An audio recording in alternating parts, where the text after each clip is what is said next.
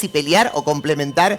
Ya saludo a Graciela Moretti, ella es arquitecta, pertenece a la Dirección de Patrimonio de Mendoza. ¿Cómo estás, Grace? Buenas noches, Goga. ¿Cómo estás? Muy Salté bien. de la pantalla y De la ahora pantalla al estoy aquí. estudio, esto es así, virtual de virtual a persona, ¿no?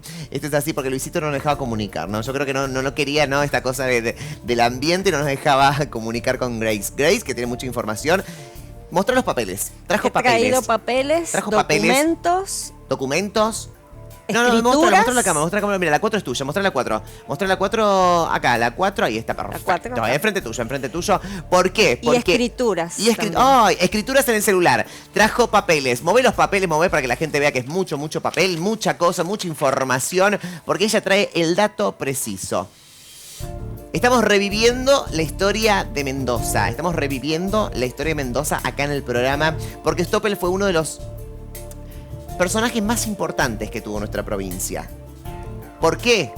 ¿Y por qué se sigue hablando hoy de él acá en el programa? Te lo vamos a contar en un ratito. Voy a saludar quien realizó el informe especial, quien entró a la mansión. Y claro, tiene mucha información. Lou Manga, buenas noches. ¿Cómo estás, Goga? ¿Todo bien? Buenas noches. Sí, vamos a adentrarnos un poquito más en esta historia aterrorizante y que ha atrapado a muchos mendocinos. Sensaciones extrañas, me dijiste ayer, que se viven en la mansión. Recordemos que todavía falta incorporar unos cuadros, ¿no? Ambientarla mucho más, pero una energía especial, Lou. Una energía especial, se siente. Es cierto, bueno, si bien uno pueda creer o no en esta historia de terror, cuando entras a la mansión se siente esa energía, esa temperatura. Ahora también vamos a meternos en esta otra etapa que nos queda por ver de la mansión Stoppel. Bueno, una etapa histórica. Funcionó como patronato. Muy bien, ahí un ratito nos vamos a meter. Nos vamos a meter en un ratito acerca del patronato. Pero ayer quedamos en esto. Quedamos en el patronato. Trajiste información acerca del patronato para ambientarnos en la nota y lo que vamos a ver, ¿no? ¿Qué es un patronato? ¿Sí? Para aquellos que nos están mirando y no conocen y no vieron el programa de ayer, se están ambientando ahora. ¿Y cuánto? ¿Había muchos acá en Mendoza? ¿Había pocos? De niños Grace. estaba el asilo de niños Monseñor Orsali, que es una obra que está frente a la rotonda de Orsali, y esa obra la había hecho el arquitecto Ramos Correas en la década de entre el 20 y el 30. Bien. Posteriormente, cuando los descendientes de Stoppel venden a la provincia, el destino era instalar allí la administración del patronato de menores de Mendoza, de la provincia, que durante la gestión de Picayo, que era el gobernador peronista de Mendoza en ese momento, se estaba construyendo la colonia de niños en los antiguos terrenos que iban a estar destinados al Parque General San Martín. Estamos hablando de la zona del hipódromo. Y ahí se construyó lo que ahora se conoce como las obras de la DINAF, porque después esa institución fue cambiando de nombre, como sucede muchas veces en el Estado. Perfecto. Lou Manga, ahora sí nos metemos de lleno. Había habitaciones, había cuartos. Muchos ¿Allí? cuartos, sí. Había muchos cuartos, pero la infraestructura, todo esto te mostraba la típica construcción de esta mansión, los cuartos que daban al tragaluz central, al núcleo de la casa, muy típico de estas construcciones, muy terrorífico. Y en los cuartos, ¿por qué había tantos? Porque después esto fue un patronato, esta mansión fue el hogar de muchos niños, y de aquí sale una segunda hipótesis de quién es Luisito, mirá.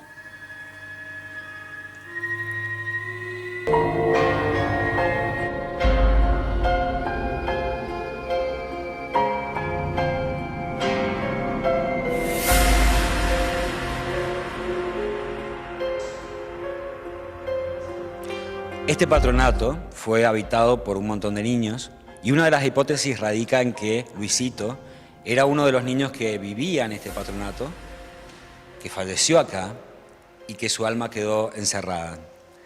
En 1977 ocurre algo muy particular, un terremoto, y a este lugar se parte en dos. A partir de allí deja de funcionar como patronato y se fortalece la hipótesis del fantasma niño Luisito. ¿Y quiénes fueron los primeros entonces en oír a Luisito o percibirlo? Porque si el lugar estuvo deshabitado tanto tiempo por el terremoto, como sabemos, alguien tiene que saber que acá había algo. Exacto, desde el año 1977 hasta el 2014 que el Estado decide intervenir este lugar se comportó como un depósito. El subsuelo de este lugar, el sótano de esta casa, fue un depósito de instrumentos musicales. Los técnicos que venían a dejar los instrumentos fueron los primeros testigos de la presencia de los silbidos de Luisito. ¿Pero se escuchan o podemos decir, qué sé yo, porque es una leyenda? ¿Hay testimonios de que se hayan escuchado los silbidos, los típicos pasos? O sea, acá adentro hay un ambiente muy de eso y muy que lo podés llegar a sentir porque hay como frío, la casa es muy grande. ¿Realmente podemos llegar a escuchar algo acá adentro? Creo que si nos dejamos sugestionar puede aparecer de todo, más la presencia real y relatada por los guardias de seguridad del lugar que noche tras noche tienen que enfrentar a Luisito. Un silbido, como te decía, el ruido del parquet, gotas de agua, objetos que se mueven, es lo más común que reportan ellos. Pero ¿se trata de enfrentar también o las personas que están acá tienen que como que aprender a convivir? Viste que por ahí se habla también de esto, de llegar, ser uno con Luisito que vive acá. ¿Es así o es más el miedo que uno tiene? Yo creo que hay de todo un poco. Está la presencia de algo paranormal, ¿sí?, que sugestiona y se hace un círculo, ¿sí? En cuanto caes en la sugestión, probablemente el ruido de una paloma ya te parezca algo fantasmal, ¿sí? Hay de todo un poco en este lugar, pero que tiene su energía, que se siente la presencia de algo paranormal en esta mansión, ¿sí? Es verdad, existe, vos lo estás sintiendo. Sí, yo, bueno, se lo confirmo, acá, estando acá, es una energía, yo no lo había sentido nunca, muy fuerte. Y está muy bueno estar con gente que sabe porque por ahí uno escucha algo raro y no tiene idea cómo tomarlo. O sea, para los guardias tiene que ser también un tema, ¿no? El habitar acá, si hay algún tipo de contacto. Pero más que los silbidos, eso, los pasos que me contabas, ¿ha habido algún contacto así de ver físicamente algo?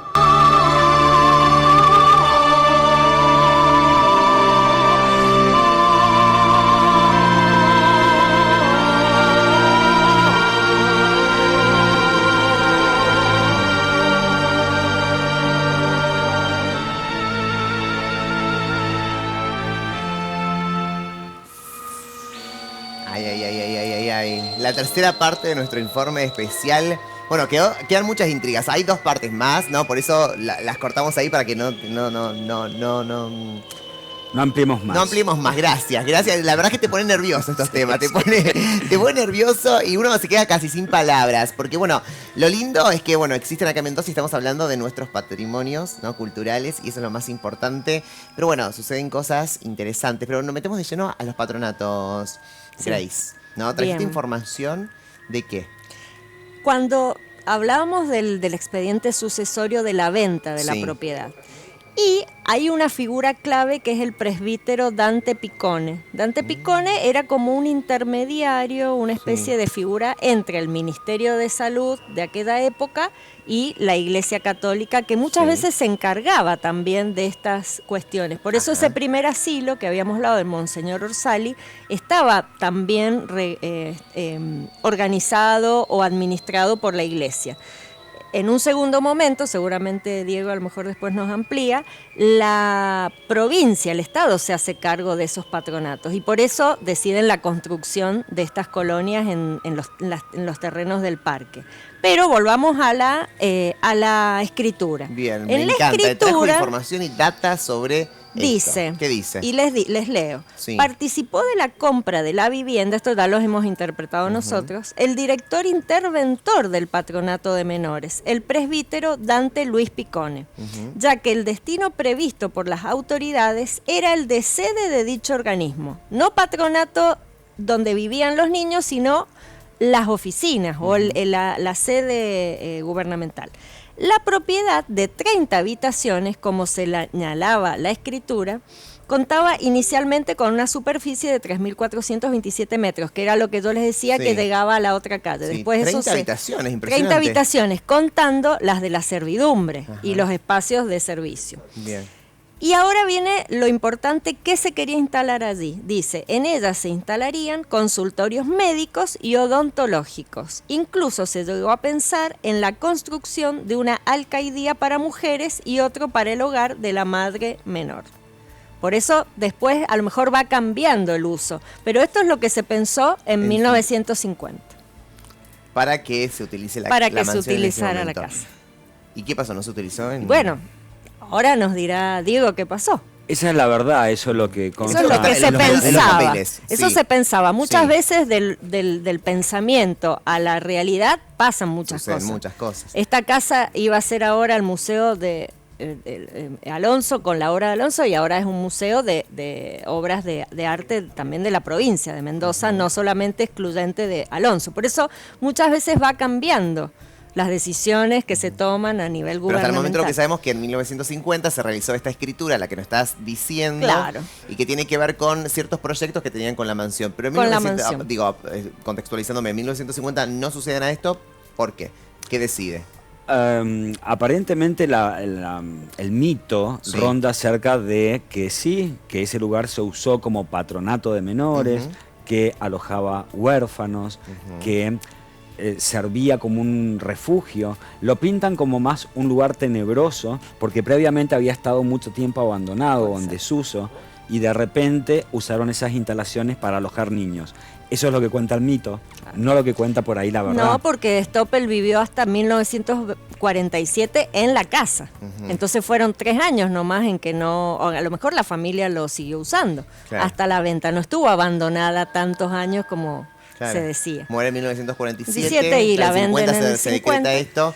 ¿En qué época la vende? Él muere en 1947. La 3 venden años después. 3 años Empieza el expediente sucesorio, no hay nadie que reclame, no hay otro heredero que aparezca. Más y que los 10 hijos. Los 6 hijos menos uno que va figura la esposa, porque uno de los hijos ya había muerto. Carlos ya había muerto, Carlos Stoppel. Tenemos las imágenes, mientras vamos relatando, porque es importante, ¿no? Tenemos las imágenes de Luis Stoppel, ¿sí? La tenemos producción para que la gente también lo conozca a él, conozcamos su familia también. Bueno, allí está Luis Stoppel. Él es el dueño de la mansión, el propietario de la mansión, el principal, el protagonista de esta noche, de ayer y hoy. El gran protagonista. Bueno, él es Luis Stoppel. De él se hablan muchos mitos, muchas verdades que en el programa de ayer hablamos, hoy vamos a hablar nuevamente. Vamos a la siguiente foto también porque tiene que ver con la familia. Vamos con los hijos. ¿Tenemos?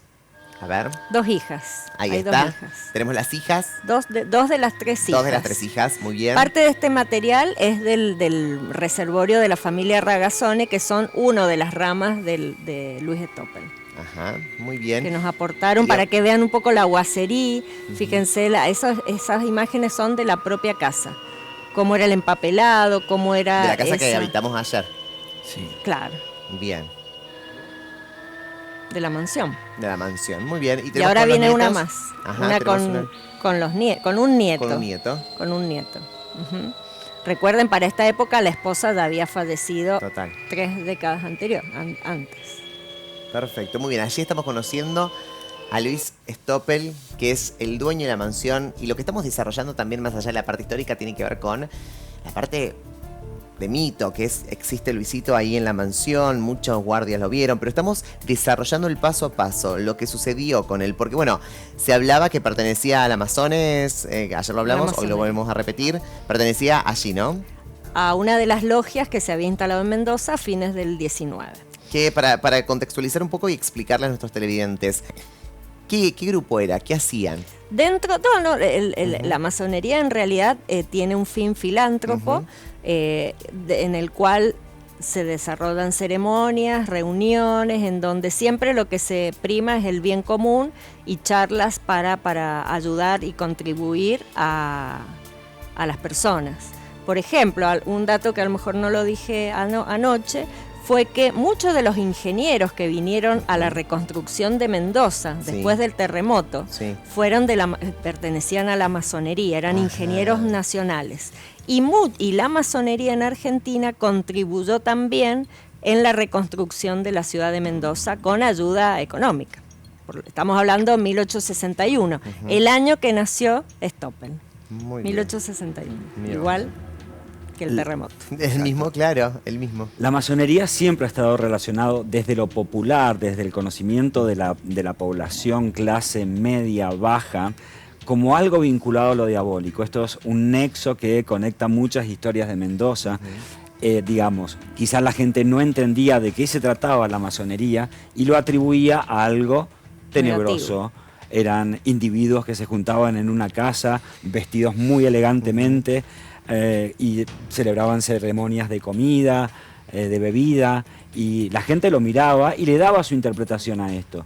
Interpretación que rozaba el mito, rozaba lo oscuro, lo tenebroso, y es un poco lo que... No es la realidad. Y no es la realidad, claro. pero es lo que cuenta la gente, lo que cuentan los vecinos, lo que se va de boca en boca y hace incrementar este mito de Luis Stoppel. Luis, su nombre, está muy vinculado con que... está vinculado con la posibilidad de que él sea, como habíamos hablado ayer, uno de los herederos, el fantasma de Luis Stoppel. Claro. Mito. ¿Sí? Puede ser. Él tenía una familia conservada, tenía una familia constituida, declarada, evidenciada, ¿sí? Pero el mito es ese, uno de los mitos. Y después se impone el otro mito, que es el que estábamos hablando actualmente, del patronato. Patronato que no alojó a los huérfanos en ese lugar. Pero el mito dice que sí.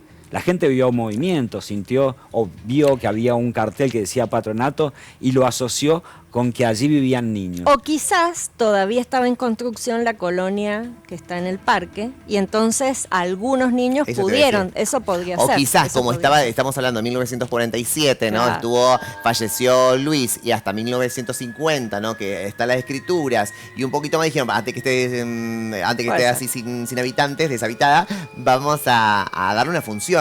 Y por ahí tenía que ver con eso. Claro, puede hasta ser. que se arma, hasta que se suponiendo. termina la obra que hacía la Fundación Eva Perón en el marco de esas grandes obras que se hicieron, como la Colonia 20 de Junio, que era una escuela hogar. Y este otro tenía, el del patronato, la Colonia número 1, tenía otras características que allí sí vivían permanentemente los niños.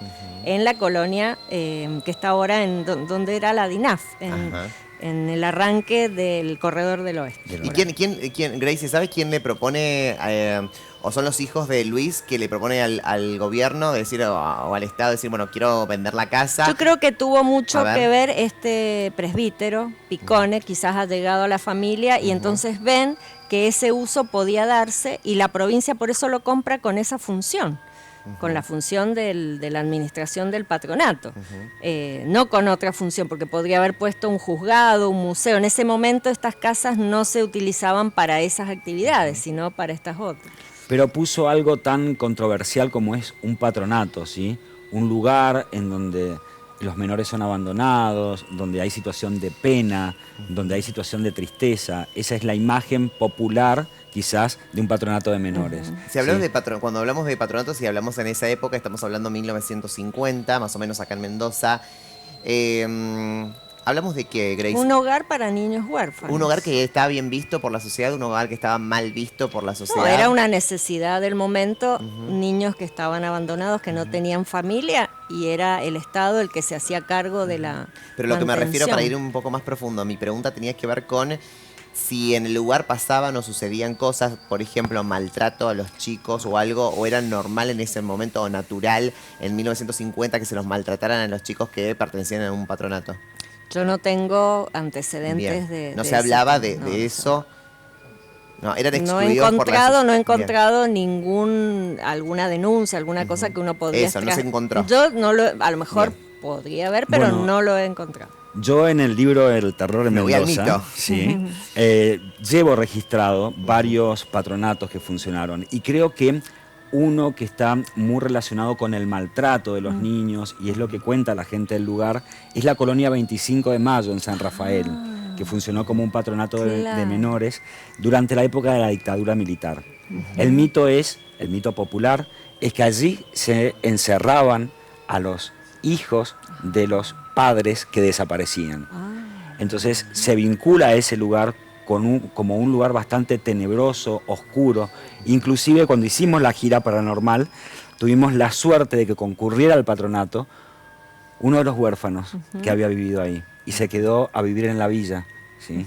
Él nos contó en primera persona el maltrato, el abuso y lo que se vivía en un patronato de menores en esa época. ¿Por qué lo traigo acá? Nosotros tuvimos, en el programa tenemos a nuestra bruja, ¿no? Que es Azucena. Y siempre cuando hablamos de almas perdidas o almas o energías que están en un lugar, tiene que ver con chicos o con personas que no la pasaron bien en vida y que se quedan en el lugar justamente como para hacer justicia, ¿no? Como para cuidar el lugar. Personas que no vivieron feliz, ¿no? En la tierra, entonces se quedan ahí. Porque no están en paz. Eso no es con lo que nos gustaba Azucena, ¿no? Azucena decía el tema de las almas, por ahí suceden cosas en las casas, en las oficinas. Bueno, decía, cuando una persona en vida no está o no la pasa bien, queda allí. Porque no está en paz, no se fue en paz. Entonces, ¿por qué lo relaciono? Digo, patronato. Si estamos hablando de Luisito, si estamos hablando de que no la pasó bien en ese momento, de que fue maltratado o algo, bueno, su alma podría quedarse allí, según lo que nos dice Azucena, de las almas perdidas. Exactamente, Pues y es el relación. mismo concepto de la otra hipótesis de Luisito, que fue el hijo de una criada, el hijo no reconocido, el hijo discriminado, un pobre pibe que era excluido del trato De la que familia. recibían sus hermanos, un alma triste y que según el mito murió allí y es el fantasma niño. ¿Sí? Son las hipótesis para Podría lo que la ser. gente cuenta, para lo que la gente populariza. ¿Sí? Y acá estamos para hablar Hablarlo. de él. Hablamos de la parte histórica ayer, hoy hablamos un poquito más de la parte misteriosa, pero también con muchas pruebas que tienen que ver con esto y todo nos lleva a todos, ¿no? Lone Magna, vamos a la segunda parte de este informe porque seguimos investigando.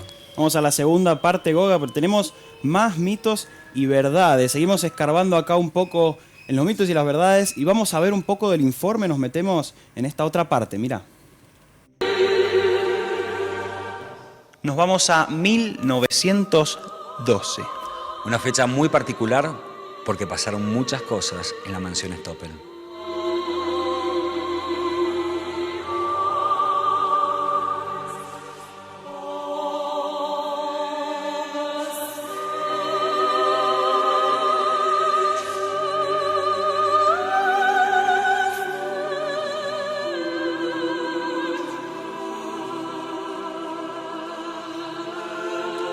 Es un ícono provincial en cuanto a lo estructural, ¿sí? Conserva mucho la arquitectura de comienzos del siglo XX, cuando se construían chalets de este tipo. Una mansión con una fachada imponente y un eje, que en este caso es el tragaluz, que actúa como separador de los dos pisos. La planta baja, donde claramente había un movimiento social en esa época, y la planta alta, que se reservaba para los residentes y el personal de servicio. Hablando así de residentes, me prendiste la duda, ¿no? Porque estamos como alrededor de muchas habitaciones, ¿cierto? Acá, esto puede ser las habitaciones de la familia Stoppel, porque acá también nace un poco la otra teoría de la que habíamos hablado. ¿Qué pasaba acá en estas habitaciones? Se ve que esta es la parte como más íntima, más familiar, ¿no? Bien, acá nace la segunda hipótesis del fantasma de Luisito, en donde en este lugar coexistía Luis Stoppel con sus criadas. Aparentemente tuvo una affair con alguna de ellas y como resultado de eso surgió un niño. Se lo apodaba Luisito porque la verdad que era bastante parecido a su papá.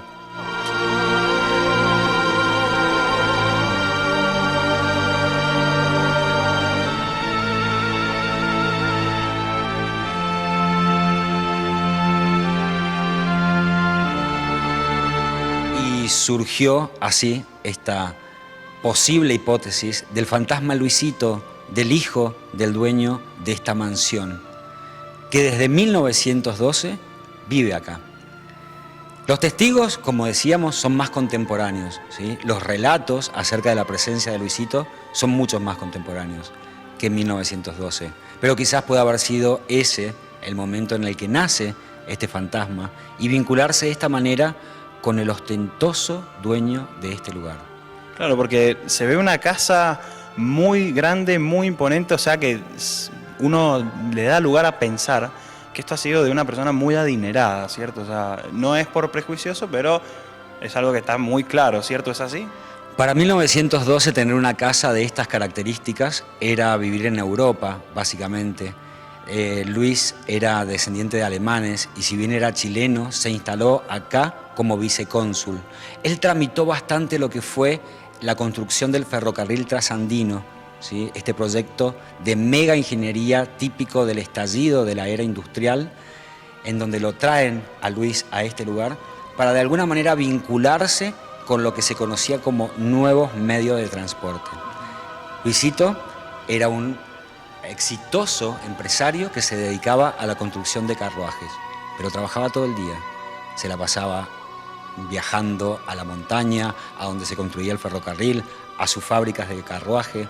No se conoce mucho la historia de la familia de Luis, sí, de ese posible hijo que tuvo con su criada y del nacimiento de este fantasma, Luisito.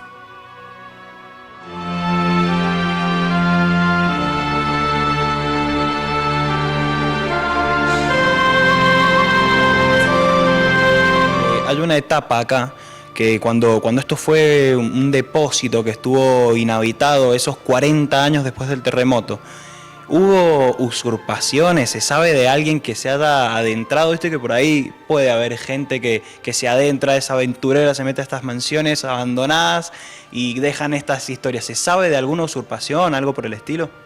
No hay datos de usurpaciones. Era muy fuerte el mito de este lugar como un lugar fantasmal. Hubieron varias intervenciones del Estado.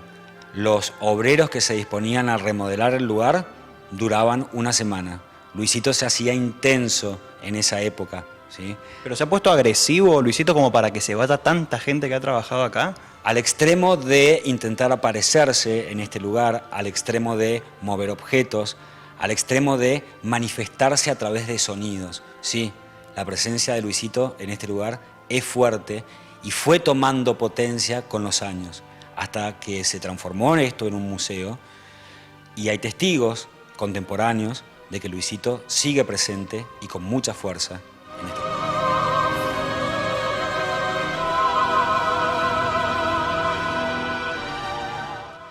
Mendoza de principios del siglo XX es cuna de muchas historias que tiene como protagonista a algo, a un suceso que ocurrió en la provincia, la construcción del ferrocarril trasandino. Los Stoppel estaban muy empapados de ese negocio, ¿sí? Le sacaron crédito a eso. Los hermanos Clark fueron los que construyeron el ferrocarril y son el ejemplo del nacimiento de una de las historias de terror más fuertes que ronda la alta montaña de Mendoza, la historia del Futre. ¿Querés conocerla?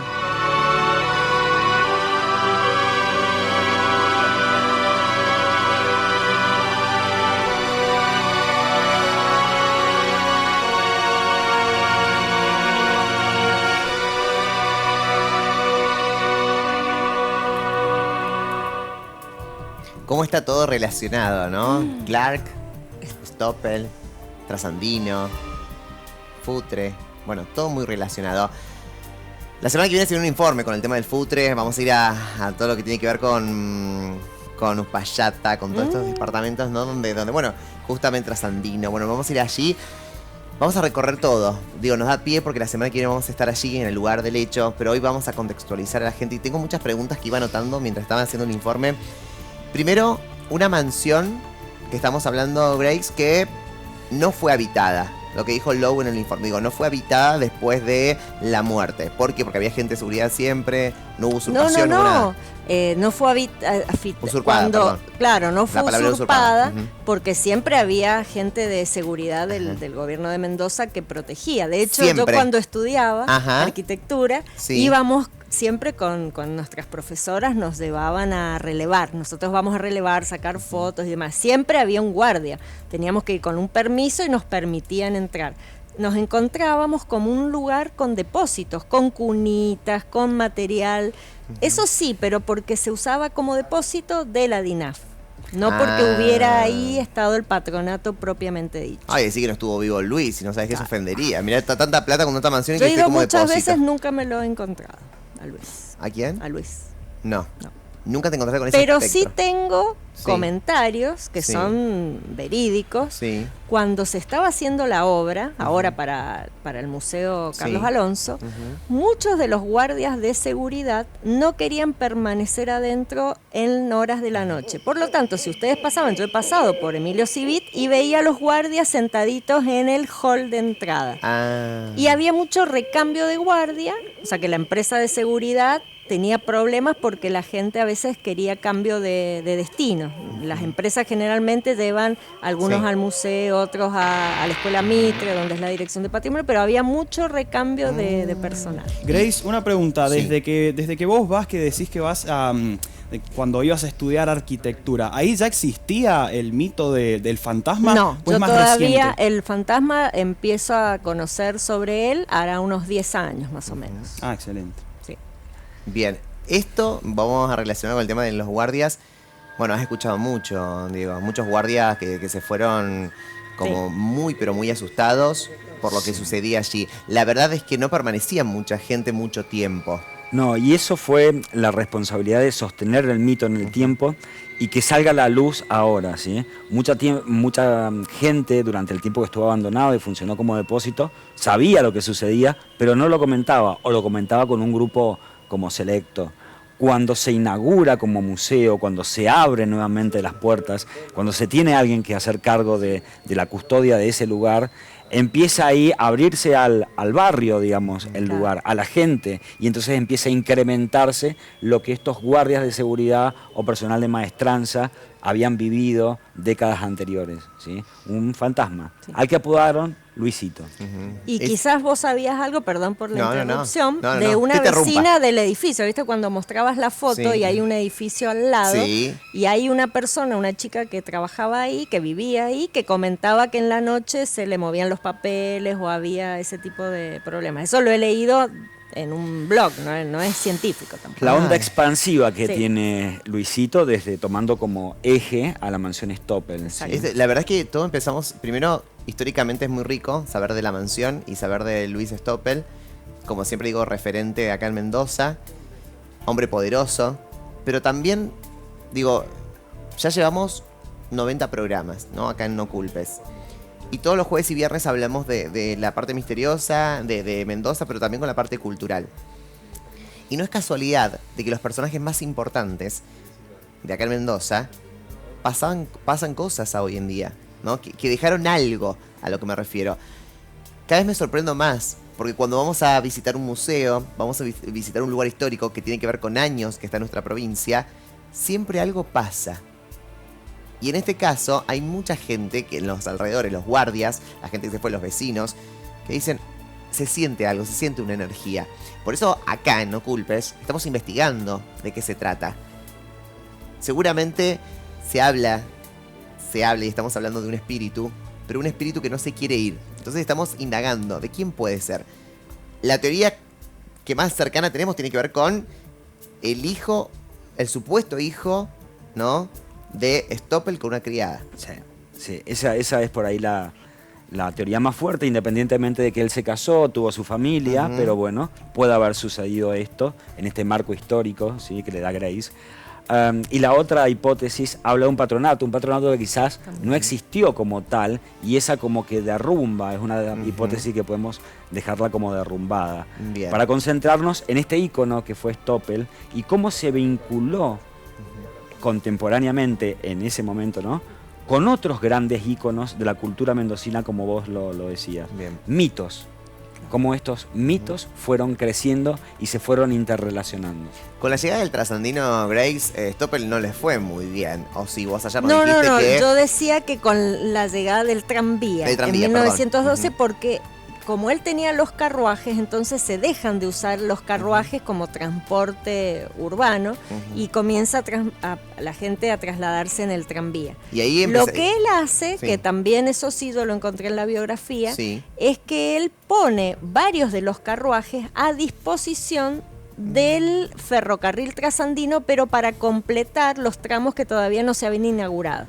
Bien. Piensan que el trasandino se inauguró Mendoza-Uspallata en 1891. Bien. Entonces, para llegar a las cuevas, tenían que ir en otra movilidad. Entonces, en los carruajes de la empresa de Stoppel llegaban los viajeros hacia el límite, por ejemplo. O sea que su economía hizo así. Claro, pero ahí yo creo que repuntó con esto nuevo del transporte en la montaña. El mito habla de una cuestión. El mito habla de que no nos olvidemos que él fue vicecónsul de Chile, ¿sí? En una época en la que Argentina y Chile estaban en plena tratativa de construcción del trasandino, y creo yo que esa es la manera en la que se vincula Stoppel con este proyecto de mega ingeniería que fue el cruce trasandino, a cargo de los hermanos Clark, hermanos que se instalaron allí, en la alta montaña, hermanos que desarrollaron su vida y dieron su vida para la construcción del ferrocarril, y desde donde surge en esa época, entre 1886 y 1902,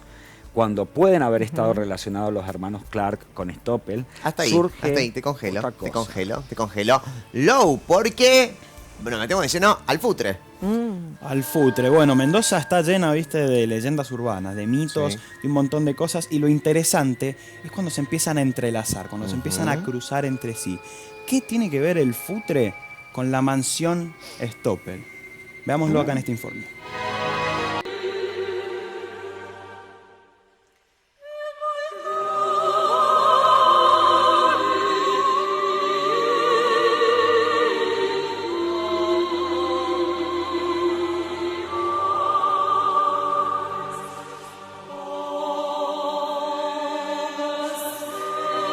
Siempre se habló del futre como un jinete sin cabeza que habita la alta montaña, pero el verdadero origen del futre es un caballero tan elegante y sofisticado como el mismo Luis Stoppel. Ambos coexistieron en este lugar, ambos vivieron y probablemente disfrutaron de la Mendoza de esa época. Futre es el apellido de un empresario que llevó parte de la obra del cruce trasandino, iniciado por los hermanos Clark. En el libro Terror en Mendoza, nosotros relatamos la historia de quién le cortó la cabeza al futre, y suponemos que fue una de las hijas de los hermanos Clark.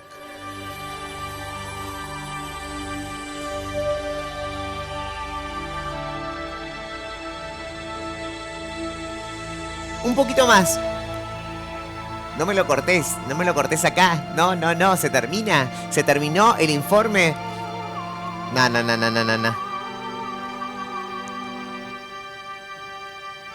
Próxima semana vamos a desarrollar el futre. Nos vamos al lugar del hecho. No puedo creer. Nos vamos a alta montaña a realizar un informe especial con respecto a esto. Nos dio un pie bárbaro para hablar, pero no puedo creer que todos los personajes históricos están relacionados, todos los personajes históricos acá en Mendoza están relacionados de una u otra manera. Increíble lo que sucede a los hermanos Clark. La hija, ¿sí? Le corta la cabeza. Bien, es cortito y al pie. Déjame desarrollar la semana que viene. En el Terror en Mendoza, proyecto que desarrollamos para el INT, queda una constancia histórica de esto, que hay un mito popular muy fuerte en la alta montaña, que fue una mujer la que cortó la cabeza de un caballero inglés. Una mujer. Déjamelo ahí. Diego, muchísimas gracias. Se nos acaba el tiempo. Nos quedó todo con gusto poco. Quiero hacer 3 programas más con ustedes y con esto.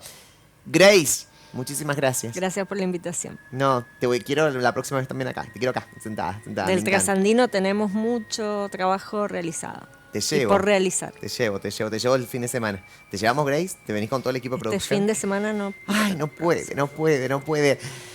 Low Manga, muchísimas gracias por tu informe especial muy, pero muy completo. Y seguramente vamos a tener que investigar mucho más. Queda mucho por investigar también. Es un caso que amerita la investigación. Para mí un placer, Goga, haber hecho este informe. Me encantó haber estado acá. Y bueno, muchísimas gracias a todos por haber disfrutado de esto tanto como yo. Muy bien.